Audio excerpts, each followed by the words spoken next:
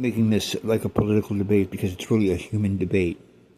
And the only reason I would even vote for Kamala Harris was because she was a Gen Xer. And if you look it up, one thing the Gen Xers are known for is being immune to the media and being immune to propaganda. To the point to where they really do not like us. They want us swept off the planet. And in fact, I don't remember it being a Billy Idol band or even just the term X meaning unknown. I heard it was actually, I mean, this is at the time. This is in the 90s. So I'm 18 years old. And I'm just starting to hear this term, X, because I knew there was something about us. And before that, we had the nickname the 13ers. But the story that they fed at me, I mean, on my part of the coast and on the radio, was because of that very fact. Because we do not succumb to what they say. And that did, in fact, happen, where Subaru, for example, made a TV commercial that was so condescending when the kid says, quote unquote, look, hey, do you need me to show you what's cool or what? That they protested and didn't buy Subarus. Same thing happened, I remembered, with the Coca-Cola deal. Remember when you were in junior high? I mean, I was middle Gen X. They, all of a sudden, one day, you just went to school and your mom did not pack a regular Coca-Cola Classic. And Coca-Cola, as you knew it, your life supply, your booze, and you're an alcoholic, your Coca-Cola was no longer the same. It was some weird, freaky tasting shit. And no one gave you any warning. The outcry from that, not from just from kids or from adults, was so huge, Coca-Cola panicked. Probably one of the biggest debacles and alterations in business practice ever in the history of the planet, or in the U.S., yet they never talk about it.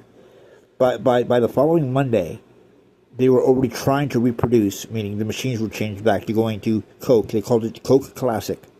But to this day, as you know, they have never gotten back to the original Coke. That's why people are buying bottles of them that are from Mexico.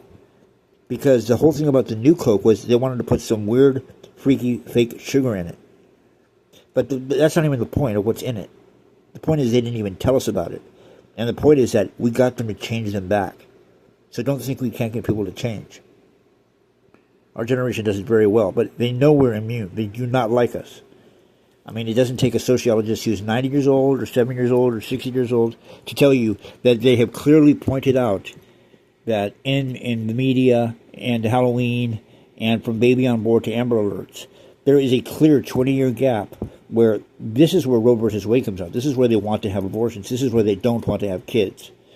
So when you add two and two together, you figure out why then? Why? Like, what is it that all of a sudden parents just all of a sudden dropped the ball? They went from the baby boomers and then right to this one line drawn in the sand. They start hating on their kids. They get divorces. They blame their kids for it. And they grow up, as the joke goes, drinking, water out of a faucet on the from the garden hose. And then they flip back, or they're different parents now, or maybe not. And then start coddling the millennials. Where it's like, hey, baby on board. Like, really? I mean, think about it. That's supposed to stop me from doing something? I'm not going to murder this guy. Why? Because she has a baby on board sticker? Every car had that. I mean, who's controlling that? So it seems to me as if there's like two different gods producing two different types of people.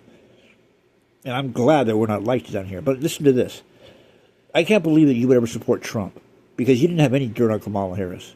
And I have witnesses to this, and I think this is a huge deal. Because at the time, I really was going Sylvia Plath psychic. And I was speaking to a woman named Dawn, D-A-W-N, and she was good friends with a guy I knew in L.A. It was his sister. And, something happened to her in the past, and she was sort of a, she's straight, but she's kind of pro-woman. She's very militant about women issues. And we were talking, and that was right when the first rumors started that Trump was going to run for office. No one else thought about it. No one else wanted to think about it until they started covering him 24/7.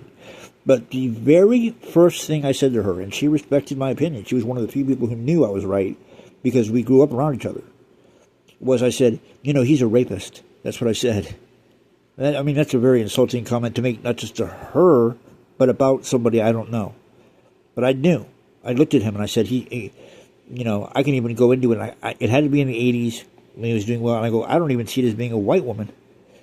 But he is a rapist. And then as time went on, look at all of these accusations that came up that were not along the lines of just sexual assault or cheating, but rape. And the funny thing about it is when you ask women about rape, they say, it's not about the sex. These guys want to do it because it's about the power. And he coincidentally also then becomes and manifests the poster child for power and narcissism.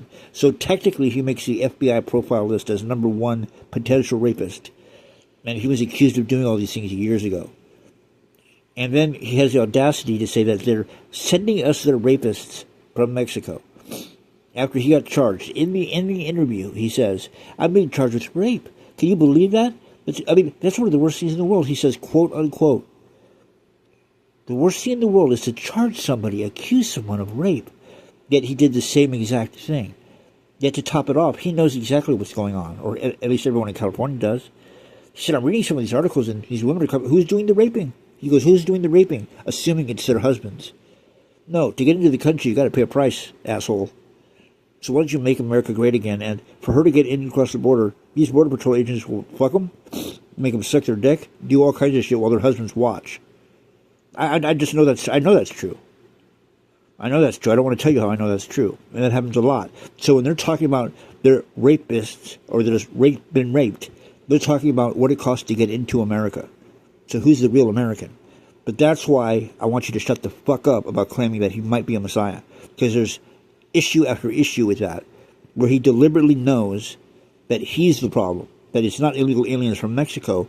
It's whatever spiritually came out of the air and landed in him and his followers that they were trying to warn us about. Yet I legitimately think he's scared that something is going to come into this country and take over America. And it has come into this country, and what has happened? It's take over America, and it's taking you over too.